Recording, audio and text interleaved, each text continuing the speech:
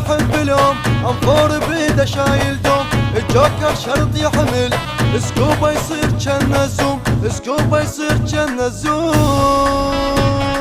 ما نخاف من الناس لو كلها تجي يردون مثل صغار شبعان بجي.